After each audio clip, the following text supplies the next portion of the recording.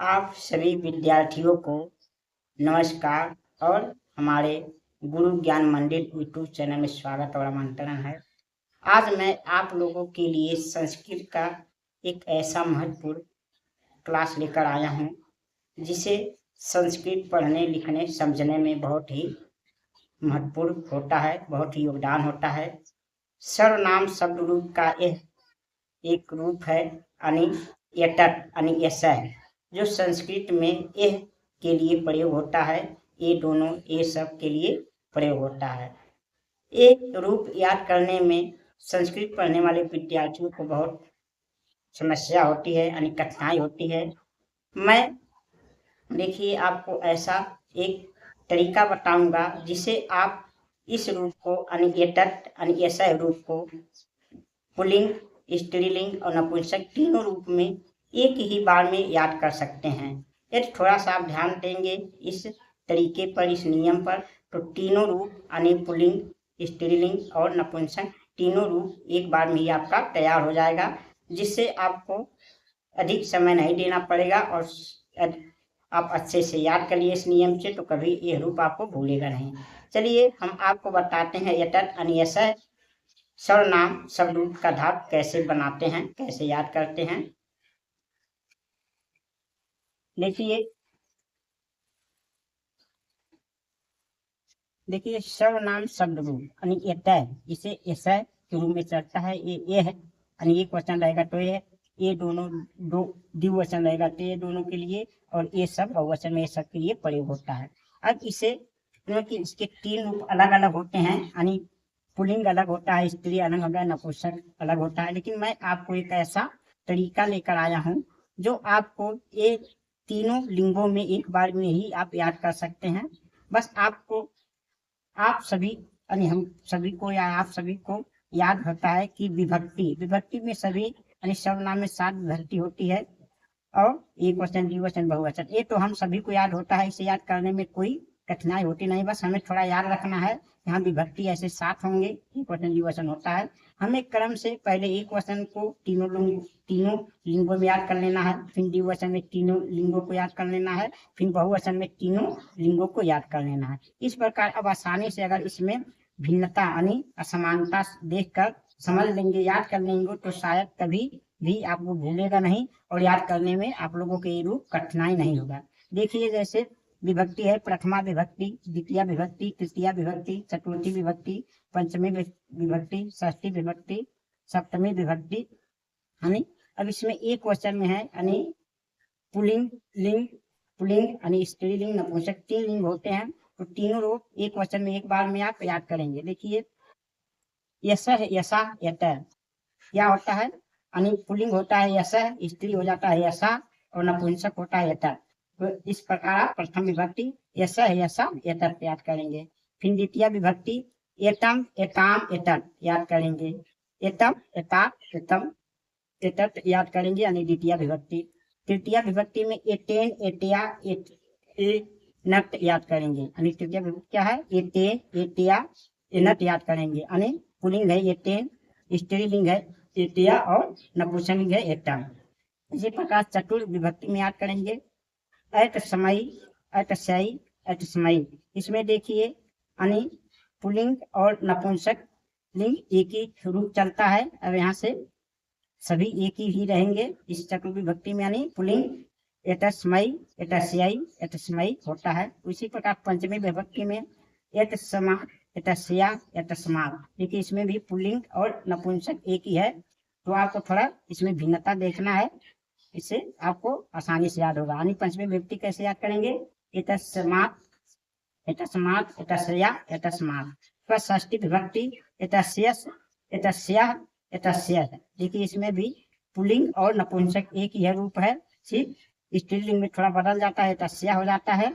उसी प्रकार सप्तमी विभक्ति में याद करेंगे एतस्मीन, एतास्याम, एतस्मीन। देखिए इसमें भी पुल्लिंग और नपुंसक लिंग एक ही है, सिर्फ स्त्रीलिंग अलग है। तो इस प्रकार याद करेंगे एतस्मीन, एतस्याम, एतास्याम, एतस्मीन। ये तीनों रूप इस प्रकार यानी पुल्लिंग, स्त्रीलिंग और नपुंसक लिंग इस प्रकार याद करेंगे।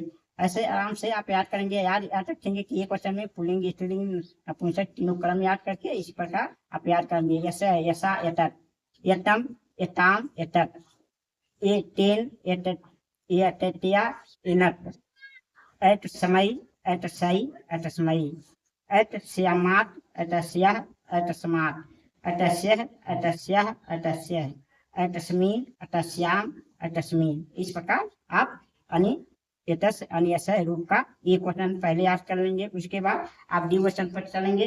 द्विवचन तो बहुत ही आसान होता है, क्योंकि इसमें लगभग अधिक शब्द तीनों के एक ही समान होते हैं। पुल्लिंग में, स्त्रीलिंग में, नपुंसक में अधिक शब्द एक ही समान होते हैं। बस थोड़ा सा आपको डिफरेंस भिन्नता याद करना है, क्या भिन्न होते हैं। देखिए, पुल्लिंग, स्त्रीलिंग, नपुंसक, यानी इसमें में प्रथम विभक्ति, द्वितीय विभक्ति, तृतीय विभक्ति, चतुर्थ विभक्ति, पंचमी विभक्ति, षष्ठी विभक्ति, सप्तमी विभक्ति, सात विभक्ति इसमें है। अब याद करेंगे। देखिए, पुल्लिंग एटव, एटे, एटे। देखिए, एटव यानी पुल्लिंग में एटा होता है, लेकिन स्त्री और नपुंसक में समान होते हैं, यानी एटे एटे होते हैं। एटव, एटे, एटे, ये भी देखिए दो लाइन एक ही तरह है, यानी पुल्लिंग में एटव है और स्त्री और नपुंसक में एटे एटे है। तो ये आराम से याद कर लेंगे आप। इसी प्रकार देखिए, अब इसमें क्या होगा, तृतीय विभक्ति, चतुर्थ विभक्ति और पंचमी विभक्ति में यानी पुल्लिंग, स्त्री, नपुंसक सब एक ही होते हैं। बहुत ही आसान होता है। एताभ्याम, एताभ्याम, एताभ्याम, एताभ्याम, एताभ्याम, एताभ्याम, एताभ्याम, एताभ्याम, एताभ्याम, ये तीनों आपको उसे एक ही होता है। उसे में क्या होता है, षष्ठी विभक्ति और सप्तमी विभक्ति एक ही होते हैं। जैसे एटयो, एटयो, एटयो।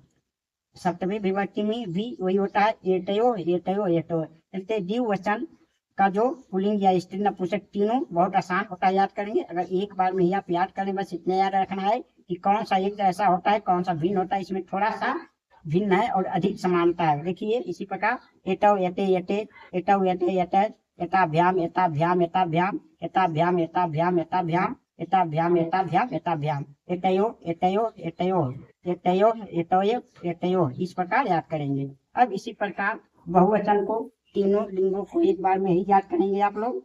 जैसे पुल्लिंग, स्त्रीलिंग, नपुंसक, इसमें भी प्रथमा विभक्ति, द्वितीय विभक्ति, तृतीय विभक्ति, चतुर्थ विभक्ति, पंचमी विभक्ति, षष्ठी विभक्ति, सप्तमी विभक्ति, यानी 7 विभक्ति होती है। इसी प्रकार इसमें भी याद करेंगे, यानी पुल्लिंग, स्त्रीलिंग, नपुंसक। एटे, एताह, एतान। देखिए, एतान, एताह, एतान। देखिए, इसमें क्या है, पुल्लिंग थोड़ा भिन्न है, यानी प्रथमा विभक्ति और द्वितीय विभक्ति भिन्न है, लेकिन स्त्रीलिंग और नपुंसक एक ही है, यानी दोनों विभक्ति में, यानी प्रथमा द्वितीय में। देखिए, एता है, एता, एतान, एतान एक ही है। अब देखिए, तृतीय विभक्ति में एतहि, एताभ, एतहि। अब देखिए, यहाँ क्या है, पुल्लिंग और नपुंसक एक है, भिन्न हो गया है। स्त्रीलिंग में थोड़ा एताभ हो गया है, ये ध्यान देना है। एतहि, एताभि, एतहि। इसी प्रकार यानी चतुर्थ विभक्ति में एतभ्य, एताभ्य, एतभ्य। देखिए, इसमें भी पुल्लिंग और नपुंसक एक है, भिन्न है, थोड़ा स्त्री लिंग थोड़ा भिन्न है। इस प्रकार याद करेंगे, एतेभ्य, एताभ्य, एतेभ्य। अब इसी प्रकार यानी पंचमी विभक्ति, यानी पंचमी विभक्ति भी इसी प्रकार है, सेम उसी प्रकार है, यानी एतेभ्य, एताभ्याम, एतेभ्य। इसमें भी पुल्लिंग और नपुंसक एक जैसा है, और जो कि स्त्रीलिंग एक जैसा है, यानी चतुर्थ विभक्ति और पंचमी विभक्ति एक जैसा है। आपको थोड़ा सा ध्यान रखना है। अब देखते हैं षष्ठी विभक्ति में क्या है, एते शाम, एता शाम, एते शाम। अब देखिए, पुल्लिंग और नपुंसक एक है, स्त्रीलिंग थोड़ा भिन्न है। इसी प्रकार सप्तमी विभक्ति भी इसी प्रकार है, एतेषु, एतासु, एतेषु। देखिए, इसमें यानी क्या, एतीस यानी पुल्लिंग और नपुंसक एक है, भिन्न थोड़ा सा स्त्रीलिंग है। तो आपको ऐसे याद रखना, ऐसे याद कर लेना है, यानी बहुवचन, पुल्लिंग, स्त्रीलिंग, यानी एते, एताह, एतान, एतान, एताह, एतान, एतै, एताभि, एतै, एतेभ्य, एताभ्य, एतेभ्य, एतेभ्य, एताभ्य, एतेभ्य, एतेषाम, एतासाम, एतेषाम, एतेषु, एतासु, एतेषु। इस प्रकार हम बहुवचन याद कर लेंगे।